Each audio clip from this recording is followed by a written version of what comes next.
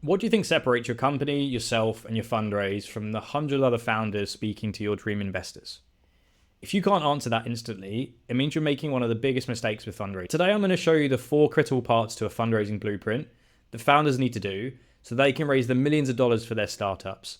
These helped me raise $16 million for my own startup and over $250 million from the founders I've worked with.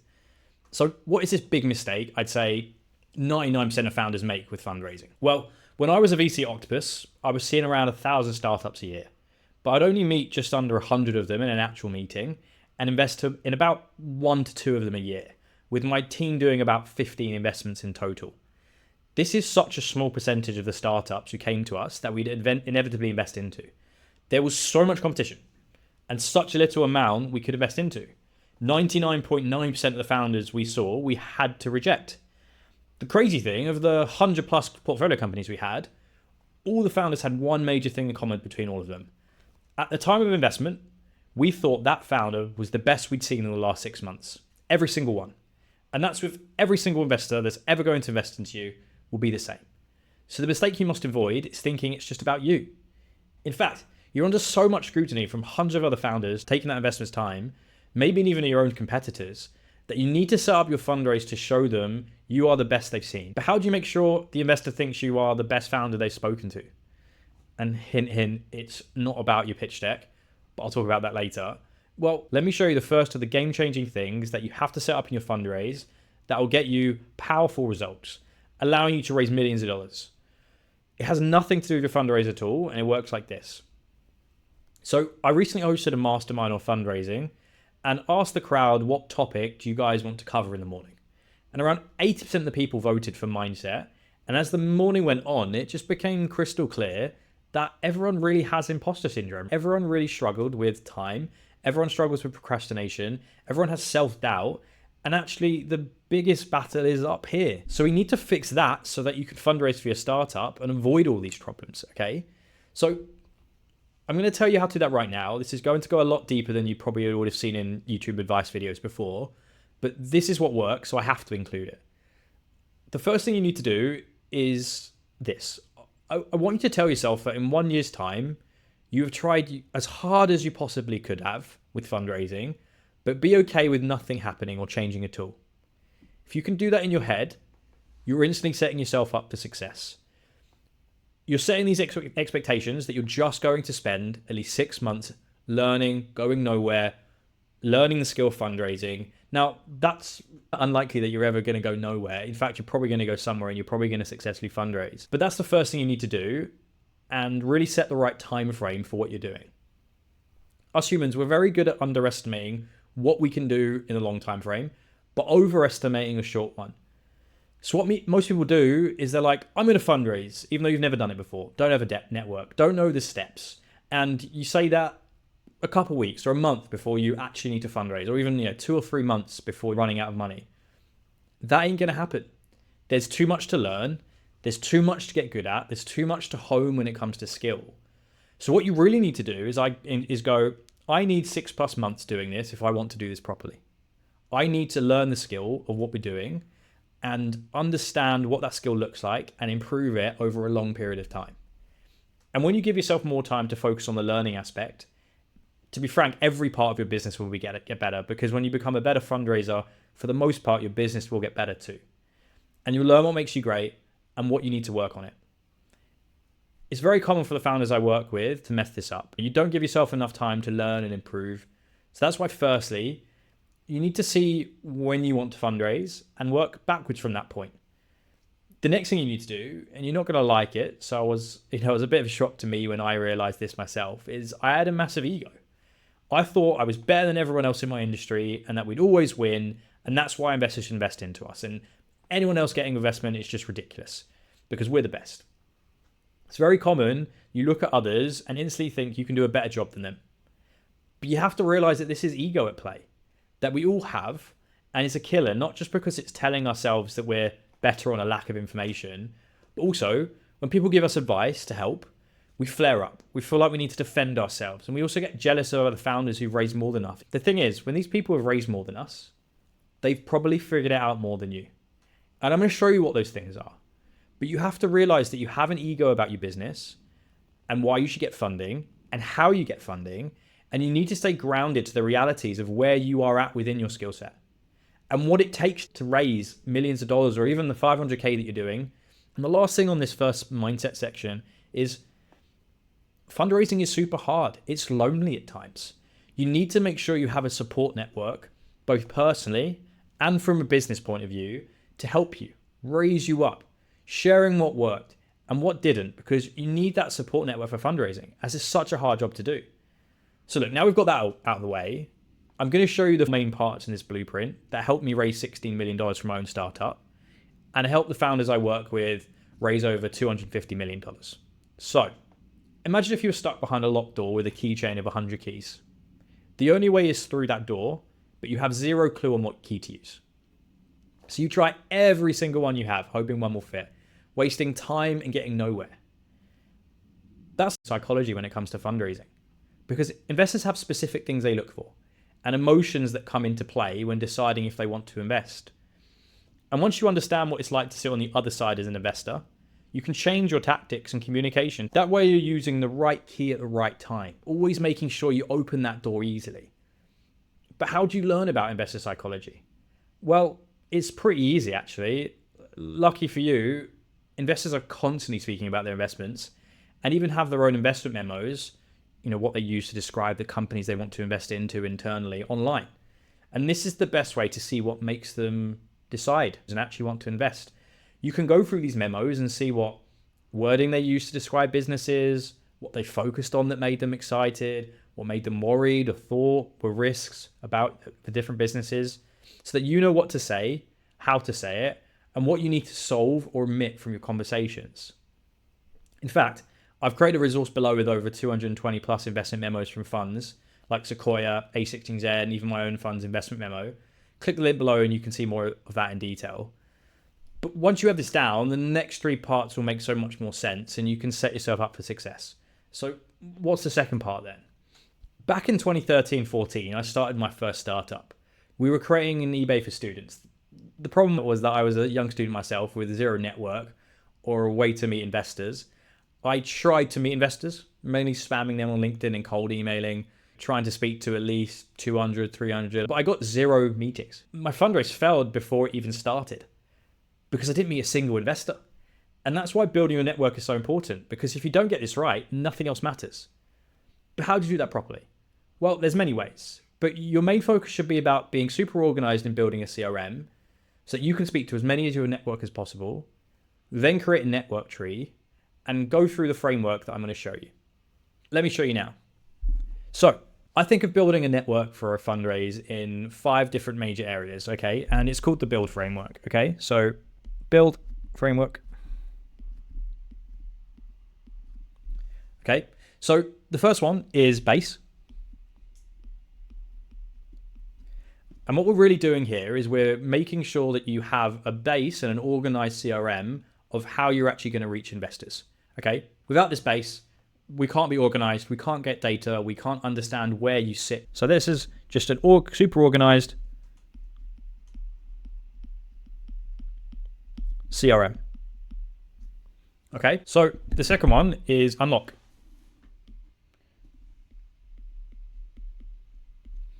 What we're trying to do here is we're really trying to unlock how many connections that you can get throughout your own network, right? So really building out network trees and understanding who can actually help you, how they can help you, going out and speaking to them, trying to build that network so that you can get to at least 20 to 30 people that are saying, hey, I love what you're doing, I'm willing to connect you, okay? So network trees, just building out and unlocking that network for you, okay? So this one for I is identify. And what we're trying to do here is we're really trying to research and target the right investors. Because if you're speaking to the wrong investors, it doesn't matter who you're speaking to and how great your narrative is, etc. They're just going to reject you because they don't make any sense, right? So we need to identify and we need to target and find the right investors.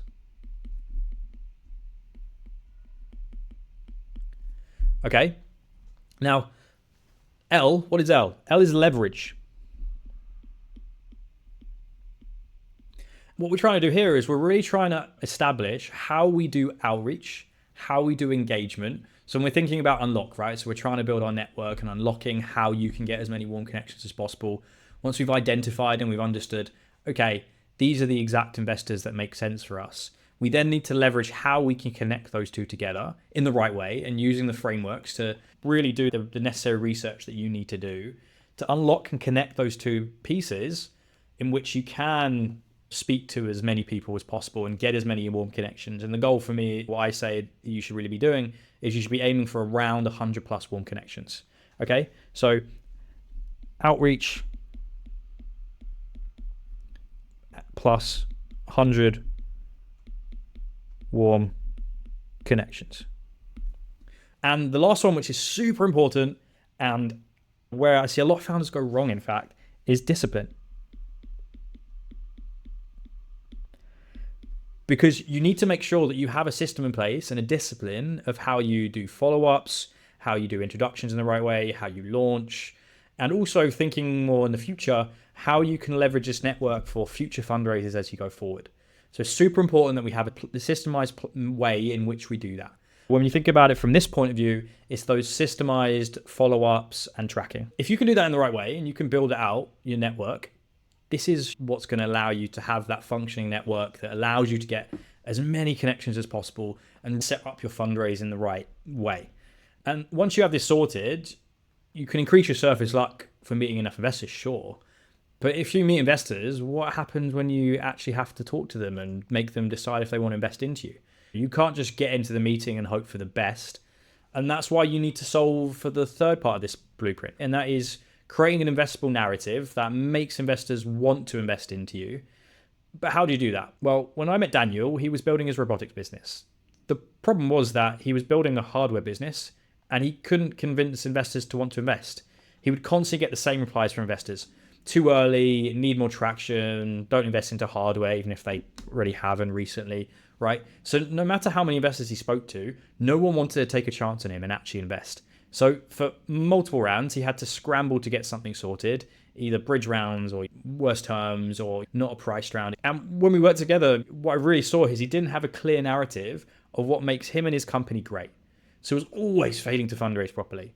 When we joined up together, he worked through that blueprint. And after, he made investors instantly get what he was trying to do and was able to raise 4.5 million euros in the end. And that's the thing with creating and telling an investable narrative. It's not something you can just wing. It's not just tinkering with your pitch deck, hoping for the best. There's a system in place for how you build it out in the right manner so that once you jump in meetings, once you have to start to communicate with investors and answer their questions, you've prepped your narrative in the right way so that you are confident in how you speak. And you made it super clear on why you're exciting and influence them so much that they're wanting to invest into you as soon as possible. But how do you do that? Well, let me show you. So I think of narrative building and the way in which you really create a narrative that makes investors want to invest. I think of it in a 3-part flywheel. In terms of how it works, it's called the 3 Eyes flywheel. And how that works is the first thing is you need to gain insight. This is just making it super clear and concise about what makes you great, right? Why investors should invest into you, and really being clear on, from someone who doesn't have as much knowledge of you, why you're a great bet. And look, this is where a lot of people work on, and partly your pitch deck helps here. But again, it's such a small section of what you're doing, but you really need to work on what are your unique insights, what makes you a great founder, what does your vision look like, how is the spine of your story coming together to make someone play into it and doing all those kind of things. Super important aspect of how you build a narrative, but it's only one part. And that's where most people fail, or founders fail at fundraising, is you only focus on insight. And there's so much more to narrative to it than that, okay? So the second section is influence. Like I said at the beginning of the video, fundraising is all about the perception you create and being perceived or being believed that you are the best founder in the last 6 months. And one of the biggest ways in which you do that from a narrative point of view, if we have built a great network that can get you enough meetings, et cetera, is we need to make sure that we're influencing investors in the right way. So we go from insight to influence, where insight is, stuff like clarity, concise. And when we get to influence, right, we're thinking more around Q&A, right? Like, how are we actually answering questions? How are we building storytelling? How are we communicating? How are we communicating with investors in the right way? Because no matter how great your narrative is, if you can't communicate in the right way and you can't make them say, wow, okay, this is the best founder I've seen in the last 6 months, it doesn't matter how clear and concise your narrative is. It doesn't matter how they instantly understand what you're doing, because you're not going to influence them in the right way, whether it's through storytelling, whether it's how you answer questions to investors, how you communicate with them. And look, that's a really great section of the three I's and how you build a narrative, but that's not the only thing. The way in which you complete this and the way in which you really create an amazing narrative that makes investors love what you're doing and really hone into what you're doing is what I call iterate, okay? And what happens is with iterating, as much as you think you can do the theoretical side, as much as you can work on the influential side of how you influence investors and that kind of stuff, you never necessarily always know how investors are going to think, because you're the expert in the industry. They don't know as much as you. So changing of words, or how much you're looking to raise, or whether you think answering this question is in this way or is another way. There's so many different ways in which you need to test the market and practice on how you're doing everything. So for example here, right, it's practice. Record and review is another one as well. And testing the market. And why it's a flywheel and why it works so well, and once you do this in the right way, really creates a narrative that makes investors love what you're doing. Because what's going to happen is, that first section, you may, really think you're being clear and concise of what you're doing. And then you start to build influence in how you're doing everything and building out how you're answering these questions, but putting in storytelling, communicating in the right way, all of these kind of things. But then you actually go out to the market and you test and, okay, this isn't working. People are just getting confused. I thought I was being simple and clear, but everyone's being confused with what I'm doing, right? Or you do the practice, and what ends up happening is you start to change your insight, which then changes your influence, which then you go back to iterate. And if you can do this multiple times and you can create that flywheel of constant iteration and practice, by the time you go out to an investor, you'll be the best you've ever been. You'll know exactly what they're going to ask. You know exactly how to say it. You know what things to miss, or omit rather. You know what things not to say. You know what things really ramp them up and make them feel excited by what you're doing. And it's not coming from a position of, I'm just going to hope that my narrative is good enough, but rather a much structured approach to make sure you're doing it in the best light. And this is what the biggest success I've seen with founders do within their narrative. So if you can do that correctly, you'll be one of the best founders in the next 6 months, and give yourself the highest chance of success at fundraising when it comes to narrative. So once you have that third part, you need to bring all of these things we've spoken about together so that all of these different parts work in unison and play off each other. And look, I'll show you in a second how you do that. But first, let me ask you a question. Pretend you're an investor. Like we spoke about before, you're speaking to hundreds of founders a month, trying to find out that one this quarter that you think would be good enough. You've actually spoken to 2 different founders in the past week or 2 who could fit what you're looking for. They've created the right network and got a warm introduction into you. They have a clear narrative of what makes them great. But founder A is super organized and structured in their round. They're communicating with you fast, giving you updates constantly about where the round is going. And you can feel the sense of that this is a competitive round. And that if you don't make a decision fast, you'll lose this opportunity. There's loads of other VC funds that are talking to them and making a decision at the same time. Founder B, on the other hand, is super organized. You aren't too sure where they started their raise. It could have even been a few months ago or as soon as you met them. You aren't too sure how many people they're speaking to, if any, and it feels like you could maybe take your time. They're slow with how they respond, so you know they aren't really organized in what they're doing, and they aren't really creating an organized process as they take you through their own fundraising process. Now, which founder would you want to invest into? I'll give you a second. You're probably thinking of founder A, right? Well, this is the reality that I saw during my time as a VC. And 99% of the founders I spoke to fit founder B. And it was a big reason why we decided not to invest. And we always picked founder A because we knew that the founders who would communicate with us better were more likely to create a better business. And the stats show that's actually correct. But how do you make sure you're founder A? Well, there's a couple of things you need to do, but the first thing you need to make sure is you're super organized in your process. Again, this is where preparation comes into. It's why you have to take the right time in what you're doing. Because if you're not organizing your process and you're not setting up a step-by-step process of how you prepare, launch, and complete a round, you'll pretty much always become founder B. And you do this first by making sure that you have a proper launch time of 2 to 3 months before you meet investors. The way in which you think about that is you need to think, okay, this is the day I'm meeting investors. What am I doing for the month before, the month before, the month before? And set it up every week by week, day by day. What do I need to do to make sure that when I launch, I'm in the best position as possible? The second thing you need to do is you need to make sure that you have a weekly round management meeting to keep yourself on top of all this. Now, if you're organized in your narrative, if you're organized in your network in the right way, this can be a massive boon for you, because if you can every 30 minutes or an hour on every Monday morning and you go through your network in the right way and you've gather the right data and you've gathered the right narrative stuff on what you're doing, you can really start to make this work in unison and create a cog of just iterating and improving and communicating in the right way and how you do it and when you do it and all these kind of stuff. And this is where you can be super organized in your process and allow your network and narrative to shine. So you can meet as many investors as possible and then convert a high chance of them into wanting to invest into you. And then from that, have a process as you take them through your process that makes them feel like there's flow, momentum, and competition in the round that really makes them want to invest into you. And if you can solve for all of these, your chances of fundraising skyrocket. Believe me, it's the biggest thing that I've seen when founders are successful is they have everything working in unison. And that's what's allowed the founders I work with to raise over 250 million at the time of recording. And the thing is, there are also some ugly truths to fundraising, truths that I've learned from raising 16 million myself. But because they're so important for you, I've made an entire deep dive video on all of these lessons. So check out this video so you don't make the same mistakes.